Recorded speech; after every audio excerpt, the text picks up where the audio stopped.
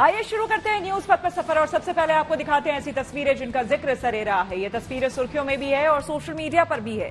इनसे आपका बाखबर होना बेहद जरूरी है क्योंकि चौराहे पर इन्हीं की चर्चा है और चर्चा ब्रुनेई में प्रधानमंत्री मोदी और बच्चों से मुलाकात की भी है।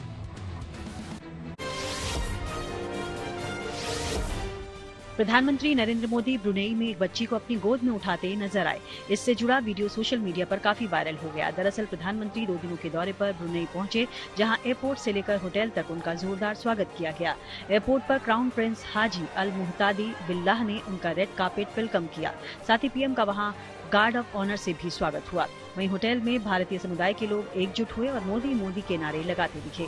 इस दौरान पीएम ने भी इन सभी भारतीयों से मुलाकात की। दोनों देशों के बीच राजनयिक संबंधों के 40 साल पूरे हुए हैं। ये किसी भारतीय प्रधानमंत्री का पहला ब्रुनेई दौरा है। प्रधानमंत्री मोदी वहां कई और कार्यक्रमों में भी शामिल हुए।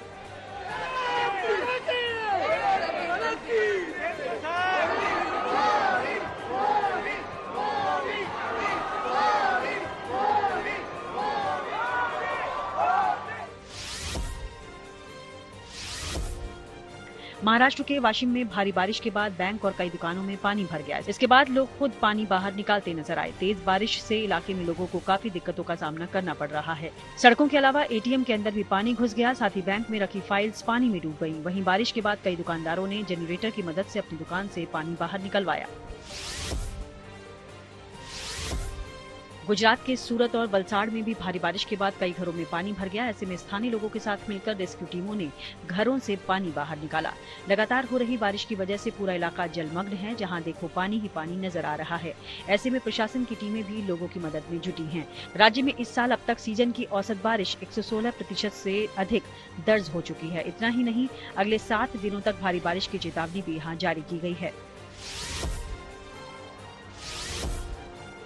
यूपी के बरेली में भैंस चोरों को खुद पुलिस बुलानी पड़ गई। बताया गया कि चोरी के बाद 3 चोरों को गांव वालों ने गन्ने के खेत में घेर लिया और जमकर पिटाई की। इस बीच एक चोर ने डायल 112 पर कॉल की और पुलिस को बुला लिया। इस दौरान चोर ने कहा कि अगर पुलिस नहीं बचाएगी तो ये ग्रामीण उन्हें यानी चोरों को मार डालेंगे। इस कॉल के बाद पुलिस ने किसी तरह चोरों को भीड़ से बचाया और थाने ले गई। यूपी के बिजनौर में एक लकड़ी की बुलेट सुर्खियों में आ गई। दरअसल ये कारनामा यहाँ के मोहम्मद जुनैद सैफी नाम के युवक ने किया। बताया गया कि इसे बनाने में 95,000 रुपए खर्च हुए और 3 महीने का समय लगा। जुनैद के मुताबिक उन्होंने एक बाइक के ऊपर ये लकड़ी लगाई है और अब इसे वो 1.5 लाख रुपए में बेच रहे हैं। जुनैद का कहना है कि इसे खरीदने के लिए महाराष्ट्र, गुजरात और दिल्ली से भी खरीदार पहुँच रहे हैं। जुनैद की माने तो ये बुलेट 50 किलोमीटर प्रति घंटा की रफ्तार से दौड़ सकती है। जिंदगी का सफर सुहाना हो, इसके लिए सावधान रहना जरूरी है। रोजमर्रा की आपाधापी में कुछ देर बैठकर सोचना समझना भी जरूरी है कि आपके आसपास क्या हो रहा है और जो कुछ हो रहा है उससे हमारी जिंदगी, हमारा परिवार कैसे प्रभावित हो सकता है। इसलिए हॉर्न बजाकर बाखबर करने वाली खबर जरूरी होती है। और आज की ये खबर मध्य प्रदेश के सरकारी अस्पतालों में मिलने वाली 2M दर्जे की दवाइयों से जुड़ी है। मध्य प्रदेश के सरकारी अस्पतालों में मिलने वाली घटिया दवाइयों से मरीजों की सेहत से खिलवाड़ किया जा रहा है। इस मामले के सामने आने के बाद प्रशासन से लेकर सरकार तक में हड़कंप मचा हुआ है। हालांकि सरकार ने मानकों पर खरी नहीं उतरने वाली दवाओं पर रोक लगाकर जांच बैठा दी है, तो वहीं डॉक्टरों ने मामले में FIR की मांग कर दी। ऐसे में जरूरी है कि सरकारी अस्पतालों में मिलने वाली दवाइयों को लेकर आप खुद भी सतर्क हो जाएं और दूसरों को भी सावधान करने के लिए हॉर्न बजाएं।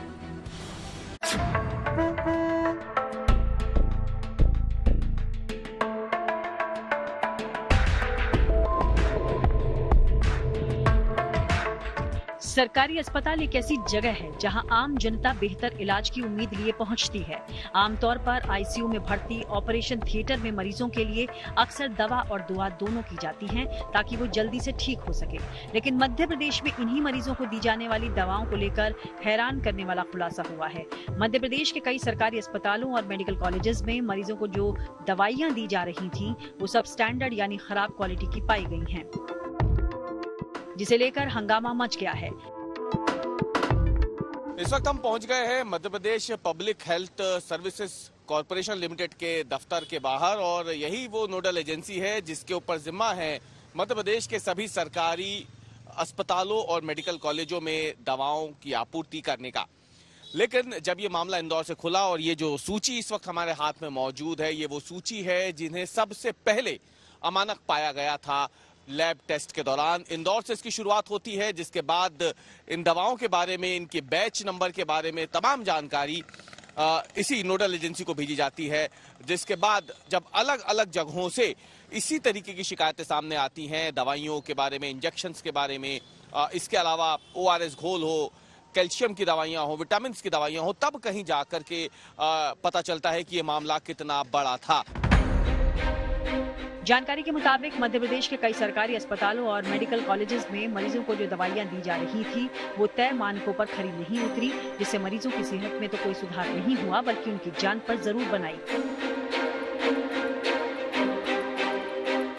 जिन दवाइयों को अमानक बताया गया है और जो लाइफ सेविंग ड्रग्स की भी बात हो रही है इसमें, वो अगर 10 से 15 सेकंड में उनको नहीं दिया जाता है तो उनका असर शुरू नहीं होता है। उसमें कितने लोगों की जान चली गई है और इन्हीं के विभाग के लोगों ने बताया कि दवाइयां अमानक पाई जा रही हैं। आप सोचिए कि अब जाकर इनको समझ में आ रहा है और ये कितने दिन से ये धंधा चल रहा होगा, हम खुद समझ सकते हैं। और सबसे बड़ी दुख की बात यह है कि खुद गवर्नमेंट डॉक्टर्स इस चीज को स्वीकार रहे हैं कि दवाइयों का असर नहीं हो रहा है। आईसीयू में आप जब पेशेंट मर रहा होता है, आप उसको दवाई नहीं दे पा रहे हैं, तो इससे बड़ा बेबसी एक डॉक्टर की क्या हो सकती है कि वो डॉक्टर होने के बाद भी गलत दवाइयों के कारण मरीजों को नहीं बचा पा रहे हैं।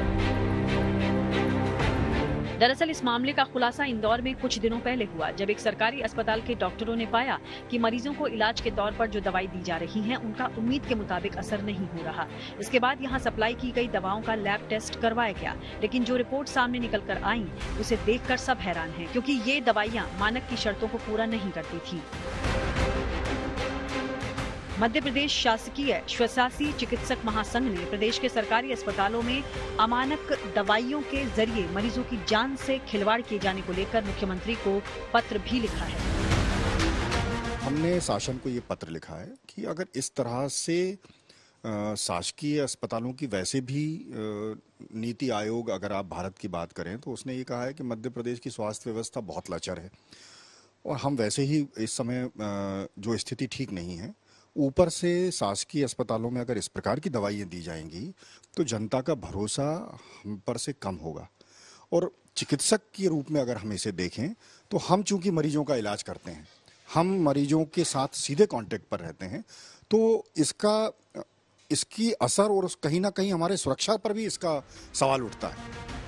दावा है कि इंदौर से लेकर देवास, धार, बैतूल, मुरैना में कई ऐसी जीवन रक्षक दवाएं सरकारी अस्पतालों में सप्लाई हुई हैं जो मानक पर सही नहीं पाई गईं। यहां तक कि डायरिया से पीड़ित बच्चों को दिए जाने वाला ORS के साथ साथ कैल्शियम और विटामिन की कई दवाएं भी टेस्ट में अमानक पाई गईं। ऐसे समय में जिन आईसीयू में भर्ती मरीजों के लिए या फिर ऑपरेशन का इंतजार कर रहे, ओटी में बैठे या ओटी का इस्तेमाल कर रहे मरीजों की जान को एक तरीके से देखा जाए तो बहुत ज्यादा कीमती होती है।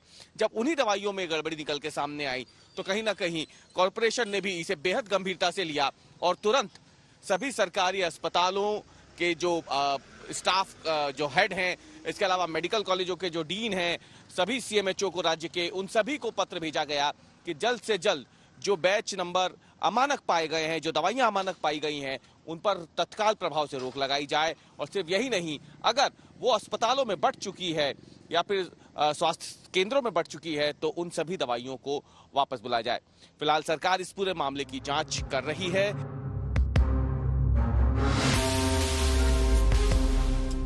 बता दें कि जो दवाइयां और इंजेक्शन अमानक पाए गए हैं उनका काम क्या होता है। फेंटेनाइल का उपयोग एनेस्थीसिया के लिए किया जा सकता है। ये मरीज के मस्तिष्क में दर्द के संकेतों को रोकने का काम करता है।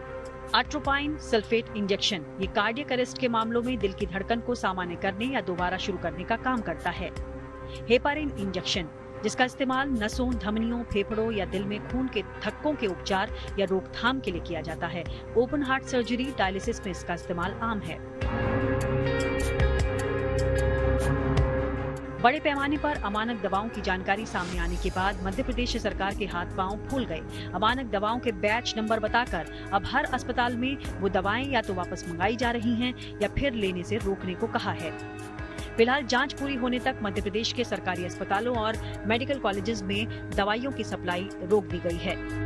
अभी इसकी फाइनल रिपोर्ट हमने बुलाई है, लेकिन प्राइमा फेसाई जब ये मालूम पड़ा कि अमानक दवाइयाँ इस प्रकार से सप्लाई हुई हैं, जिसको जब टेस्ट में लैब कराया गया तो अमानक पाई गई हैं, तो तत्काल उस पर रोक लग गई है। और किस तरीके से दवाई प्रिक्योरमेंट हुआ है, कब हुआ है, कहाँ से आई है, इन सब चीज़ों की पूरी जानकारी आने के बाद फिर उसमें जो जरूरी कार्रवाई वो होगी। बहरहाल इस मामले ने तूल पकड़ा तो है, लेकिन देखना ये है कि सरकार आईसीयू में भर्ती गंभीर मरीजों और ऑपरेशन थिएटर में जिंदगी और मौत से जूझने वाले मरीजों की जान के साथ खिलवाड़ के इस मामले को कितनी गंभीरता से लेती है।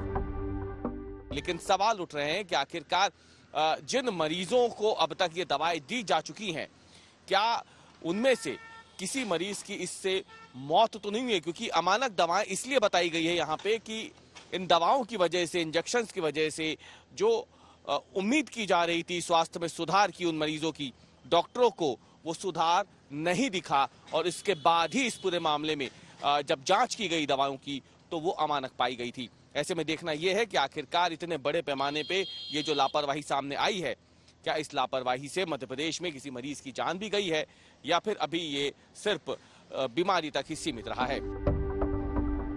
मध्य प्रदेश के सरकारी अस्पतालों में मिलने वाली घटिया दवाइयों से मरीजों के साथ खिलवाड़ किया जा रहा है। ऐसे में जरूरी है कि सरकारी अस्पतालों में मिलने वाली दवाइयों को लेकर खुद सतर्क हो जाएं और दूसरों को सावधान करने के लिए हॉर्न बजाएं।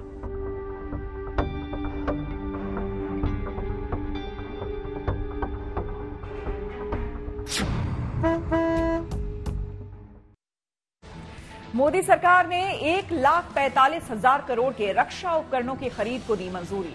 तो सूत्रों की खबर, हरियाणा में गठबंधन के लिए आम आदमी पार्टी ने कांग्रेस से मांगी 10 सीटें। आइए सीधे आपको लिए चलते हैं न्यूज एक्सप्रेसवे पर, जहां देश भर की कुछ और जरूरी खबरें कर रही हैं आपका इंतजार।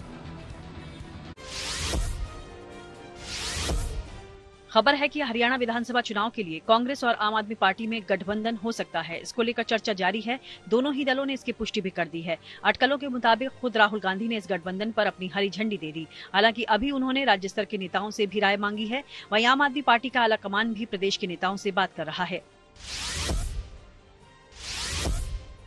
आंध्र प्रदेश के विजयवाड़ा समेत कई इलाकों में बाढ़ के बीच सेना, वायुसेना और एनडीआरएफ समेत दूसरी एजेंसियों ने अपना राहत बचाव अभियान तेज कर दिया। वहां हेलीकॉप्टर से भी खाने पीने की जरूरी चीजें गिराई गईं। वहीं ड्रोन से भी लोगों को खाना दिया गया। असल में बाढ़ की वजह से रिहायशी इलाकों के चारों तरफ पानी ही पानी नजर आ रहा है। ऐसे में वहां लोगों तक खाना पहुंचाने के लिए हेलीकॉप्टर और ड्रोन की मदद दी जा रही है। यूपी की राजधानी लखनऊ में सशस्त्र सैन्य समारोह का आयोजन हुआ। इसका उद्घाटन मुख्यमंत्री योगी आदित्यनाथ ने किया। इसमें कई सैन्य हथियारों, टैंकों और उपकरणों की प्रदर्शनी लगाई गई। वहीं इस कार्यक्रम में सेना के जाबाजों ने भी बेहतरीन करतब दिखाए। ये समारोह 5 सितंबर तक चलेगा।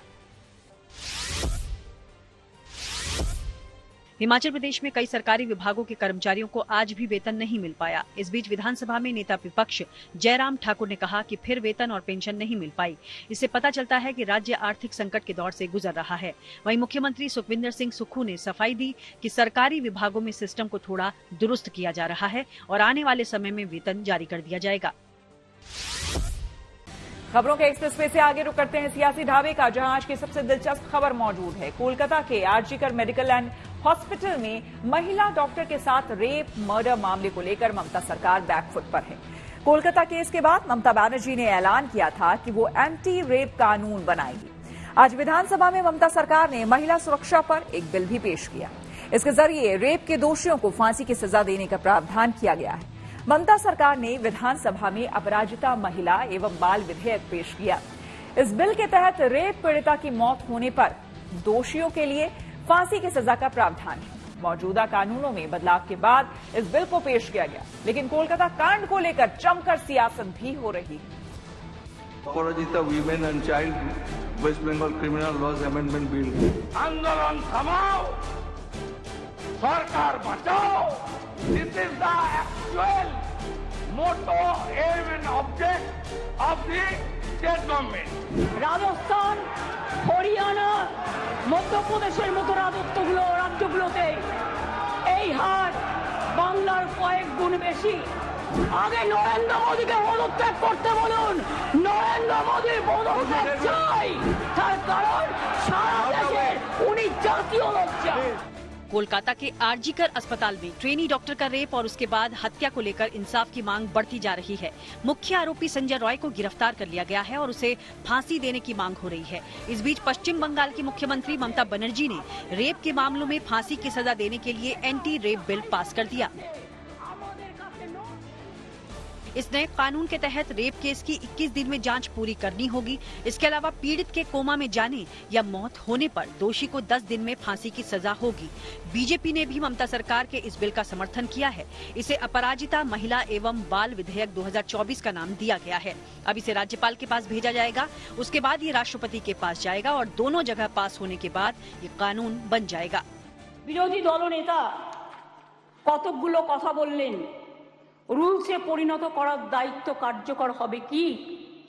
গভর্নরকে, মাননীয় গভর্নরকে বলুন এটাকে সই করে দিতে বিলটা, তারপরে যদি কার্যকর না হয় তার দায়িত্ব আমাদের, তার দায়িত্ব আমাদের।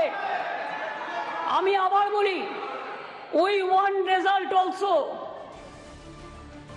कोलकाता के आरजीकर मेडिकल कॉलेज और अस्पताल में 8 से 9 अगस्त की रात को ट्रेनी डॉक्टर के साथ रेप मर्डर हुआ था। इसके बाद देश भर में डॉक्टरों और राजनीतिक दलों के प्रदर्शन के बाद ममता बनर्जी ने भरोसा दिया था कि वो राज्य में रेप जैसे अपराध के लिए सख्त कानून बनाएंगी। उन्होंने प्रधानमंत्री को भी इसके लिए 2 बार चिट्ठी लिखी, लेकिन वहां से कोई हल नहीं निकला।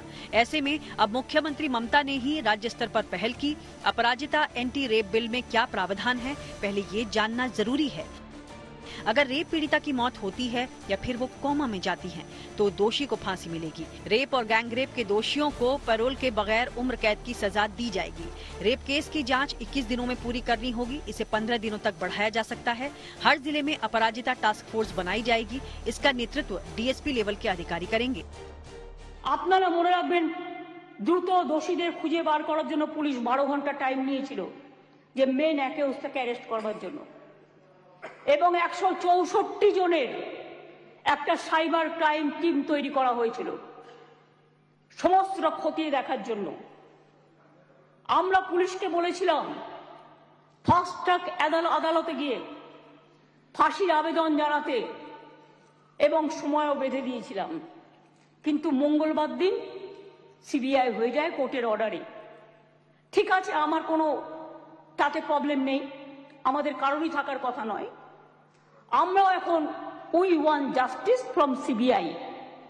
বিচার চাই, বিচার চাই, তো বিচারের শাস্তি দিক সিবিআই, ফাঁসি দিক সিবিআই। बीजेपी ने भले ही एंटी रेप बिल का समर्थन किया हो, मगर अभी भी वो पश्चिम बंगाल की मुख्यमंत्री ममता बनर्जी के इस्तीफे पर अड़ी हुई है। आज ममता सरकार के खिलाफ बीजेपी ने फिर मार्च निकाला। इस वक्त अग्निमित्रा पॉल ठीक सामने की ओर हैं, बढ़ रही हैं आगे, और ये एक ही इस वक्त मांग है, ममता बनर्जी का रेजिग्नेशन चाहिए। और जितने भी बीजेपी के जो विधायक हैं उनके साथ ये रैली आगे की ओर बढ़ रही है। विधानसभा से निकली, आज ही विधानसभा में एंटी रेप बिल पास हुआ है, जिसका बीजेपी की ओर से पूरी तरह से समर्थन किया गया है। दीदी, आप ये रैली किस लिए यहाँ पर निकाली जा रही है? आज हम लोग जा रहे मौन मिছিল करके हमारे आरजी कौर की बहन, उसका विचार, उसका तदंत और मुख्यमंत्री का पदत्याग। और सिर्फ एक अभया नहीं, पश्चिम बंगाल के सारे अभया जिसको रोज मारा जाता है, रोज बलात्कार किया जाता है, रोज अपमान किया जाता है, सबके लिए विचार चाहिए। एक तरफ बीजेपी ममता बनर्जी के इस्तीफे की मांग पर अड़ी है, तो दूसरी तरफ कांग्रेस इस मामले में बीजेपी को कटघरे में खड़ा कर रही है। क्या बंगाल की डॉक्टर सुरक्षित है, कहां महिलाएं सुरक्षित हैं? और उसके बाद जब इस तरह की चीजें होती हैं और सरकारें क्या करती हैं, सरकार किसके साथ खड़ी होती है? सरकार संरक्षण आरोपी को देती है या बेटी को देती है? हमने लगातार देखा है, चाहे वो ब्रजभूषण सिंह हो, चाहे वो कुलदीप सिंह सेंगर हो, चाहे वो BHU IIT के जो जघन्य बलात्कार के आरोपी बीजेपी के IT सेल के लोग हों, चाहे वो चिन्मय आनंद हो, चाहे वो राम रहीम हो, चाहे वो आसाराम हो, हर बार सरकार जो है वो आरोपी को संरक्षण देती है। और इसी से इन दरिंदों को हौसला मिलता है कि वो आधी आबादी के साथ ये कर पाते हैं। इन सब के बीच लेडी डॉक्टर का रेप और हत्या के मामले में गिरफ्तार किए गए आरजीकर के पूर्व प्रिंसिपल संदीप घोष और बाकी के 3 आरोपियों को 8 दिन के लिए सीबीआई हिरासत में भेज दिया गया। वहीं एक आरोपी अफसर अली ने जमानत याचिका लगाई थी, जिसे खारिज कर दिया गया। लेकिन इन आरोप और प्रत्यारोपों के बीच पीड़ित परिवार को अभी भी इंसाफ का इंतजार है। कोलकाता से अनुपम मिश्र के साथ bureau report, good news today. News वक्त पर आगे है धन बाजार, जहां शेयर बाजार से लेकर कारोबार तक की सभी अहम खबरें होती हैं, जिसका सीधा रिश्ता आपकी आमदनी आपकी जेब से होता है। तो तेज रफ्तार खबरों के बीच ये जरूरी खबरें छूट ना जाए, इसलिए सीधे आपको लिए चलते हैं धन बाजार। हफ्ते की दूसरी कारोबारी दिन मंगलवार को शेयर मार्केट में फ्लैट कारोबार देखने को मिला। सेंसेक्स 4 अंक की मामूली गिरावट के साथ 82,555 पर बंद हुआ। निफ्टी भी 1 अंक की मामूली बढ़त के साथ 25,280 पर बंद हुआ। दिल्ली सराफा बाजार में सोने चांदी की कीमतों में गिरावट दर्ज की गई। सोना 100 रुपए सस्ता हो गया। इसके साथ ही राजधानी दिल्ली में 10 ग्राम सोने की कीमत 74,050 रुपए हो गई। चांदी की कीमत भी 250 रुपए गिर गई और अब दिल्ली में 1 किलो चांदी की कीमत 85,250 रुपए पर आ गई। भारत की जीडीपी को लेकर वर्ल्ड बैंक ने गुड न्यूज दी। दरअसल वर्ल्ड बैंक ने फाइनेंशियल ईयर 2024-25 के लिए भारत के जीडीपी ग्रोथ के अनुमान को 6.6% से बढ़ाकर 7% कर दिया। इससे पहले पिछले महीने आरबीआई ने भी भारत की जीडीपी ग्रोथ का अनुमान 7.2% पर बरकरार रखा था। आईआईटी बॉम्बे ने 2023-24 के लिए प्लेसमेंट रिपोर्ट जारी की, जिसमें बताया गया कि इस साल 75% स्टूडेंट्स ने नौकरी हासिल की। रिपोर्ट के मुताबिक इस बार प्लेसमेंट के लिए कुल 2,414 स्टूडेंट्स ने रजिस्ट्रेशन किया था, जिसमें कुल 1,979 अभ्यर्थियों ने प्लेसमेंट प्रक्रिया में भाग लिया। कैंपस प्लेसमेंट में 22 ऐसे स्टूडेंट्स भी हैं जिन्हें 1 करोड़ से ज्यादा का पैकेज ऑफर हुआ है, जबकि 10 छात्रों ने सबसे कम 4 से 6 लाख रुपए का पैकेज एक्सेप्ट किया है। न्यूज वक्त के सफर में अब सोशल अड्डा का रुख करते हैं, जहां आज बात होगी बुलडोजर एक्शन पर सुप्रीम कोर्ट के सवालों की। सुप्रीम कोर्ट ने यूपी, मध्य प्रदेश समेत दूसरे राज्यों में आरोपियों के घरों पर बुलडोजर एक्शन पर गंभीर सवाल उठाए हैं और इसे कानूनी तौर पर गलत ठहराया है। सुप्रीम कोर्ट ने सवाल उठाया है कि सिर्फ आरोपी होने के नाते किसी के मकान या फिर संपत्ति पर कैसे बुलडोजर चलाया जा सकता है। सुप्रीम कोर्ट ने कहा कि सिर्फ किसी अपराध का आरोपी होने के आधार पर किसी के खिलाफ ऐसी कार्रवाई नहीं हो सकती। सुप्रीम कोर्ट ने शासन और प्रशासन की बुलडोजर कार्रवाई पर सवाल उठाते हुए कहा है कि सिर्फ इसलिए घर कैसे गिराया जा सकता है क्योंकि वो आरोपी है। अगर वो दोषी है भी तब भी उसका घर नहीं गिराया जा सकता। मामले में सरकार का पक्ष रखने वाले सॉलिसिटर जनरल तुषार मेहता ने कहा कि जिनके खिलाफ कार्रवाई हुई है वो आरोपी होने की वजह से नहीं, बल्कि अवैध कब्जे या फिर अवैध निर्माण के लिए हुई है। तुषार मेहता ने कहा कि ऐसा केवल नगर निगम के कानून के अनुसार ही किया जा सकता है।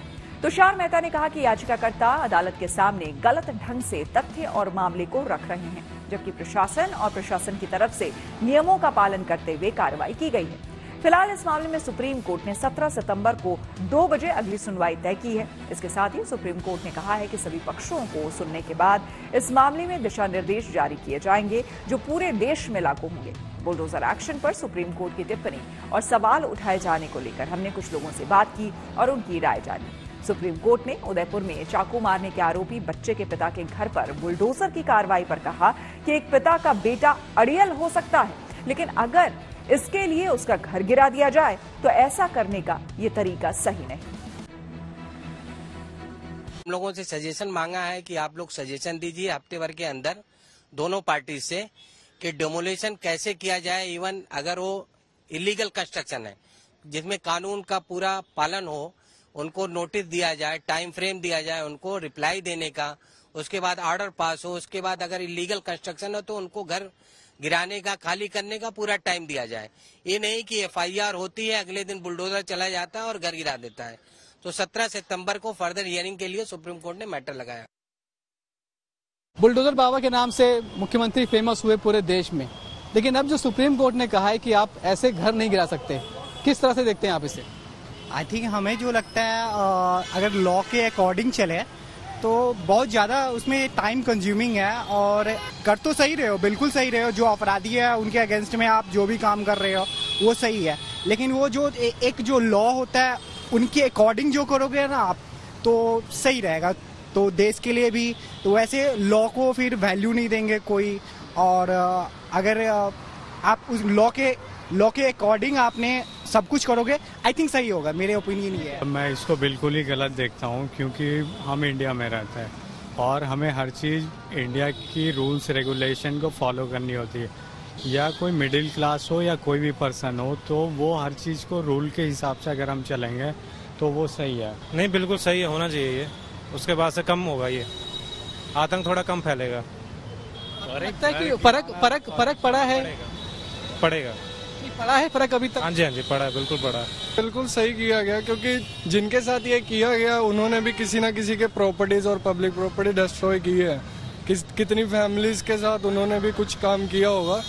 तो ये मेरे हिसाब से तो सही करता है कि स्टार्टिंग में उनके घर को जो भी तोड़ा गया सही काम किया गया, क्योंकि जो काम वो करते हैं वो डिजर्व करते हैं ये सब चीजें। युवा हैं, अपनी बात रख रहे हैं और अधिकतर युवा ये मानते हैं कि जिस तरह का सख्त कार्रवाई की जाती है ऐसे आरोपियों के खिलाफ, तो घर गिराए जाते हैं, वो कार्रवाई बिल्कुल सही है। कम से कम ऐसे लोगों में एक मैसेज जाता है और फिर वो आगे से इस तरह के किसी अपराध में नहीं पड़ते हैं, या फिर उन लोगों को एक मैसेज जाता है जो इस तरह के अपराध करने के आदी होते हैं। तो कुछ युवा हैं जो कि सुप्रीम कोर्ट से नहीं बल्कि अभी भी बुलडोजर वाली कार्रवाई से सहमत दिखाई पड़ रहे हैं। कैमरामैन शैलेंद्र के साथ Manish Chaurasia, good news today, Noida.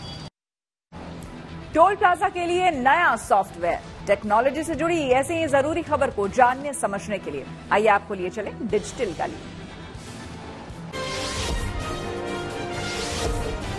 BJP ने अपना ऑनलाइन सदस्यता अभियान तेज कर दिया। असम, त्रिपुरा, राजस्थान, उत्तराखंड और गोवा समेत कई बीजेपी शासित राज्यों के सीएम ने खुद पहले मेंबरशिप ली। इसके बाद पार्टी के साथ लाखों कार्यकर्ता भी जुड़े। एक दिन पहले सोमवार को खुद प्रधानमंत्री नरेंद्र मोदी ने दिल्ली से इस अभियान की शुरुआत की थी। बीजेपी का ये सदस्यता अभियान ऑनलाइन मोड पर चल रहा है। इसमें पार्टी ने 51 दिनों में 10 करोड़ नए सदस्य बनाने का लक्ष्य रखा है। जल्द टोल प्लाजा पर भीड़ में कमी आ सकेगी।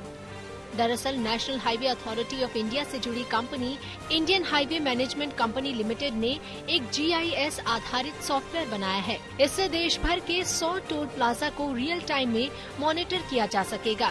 इस सॉफ्टवेयर के लिए इन 100 टोल प्लाजा की भी पहचान कर ली गई है। एलन मस्क ने एक्स की टीवी ऐप पेश कर दी। ये एक सब्सक्रिप्शन पर आधारित टीवी सेवा होगी, जिस पर नई फिल्में और सीरियल देखे जा सकेंगे। इस पर beta version LG, Amazon Fire TV, Google TV device के लिए लाइव किया गया है। इसी के साथ न्यूज पथ में मेरे यानी कि श्वेता झा के साथ फिलहाल इतना ही। देश दुनिया की तमाम पॉजिटिव खबरों के लिए आप देखते रहिए गुड न्यूज टुडे।